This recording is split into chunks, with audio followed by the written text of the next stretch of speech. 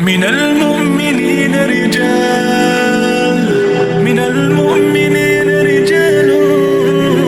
صدقوا ما عاهدوا الله عليه فمنهم من قضى نحبه ومنهم من ينتظر وما بدلوا تبديلا ليجزي الله الصادقين بصدقهم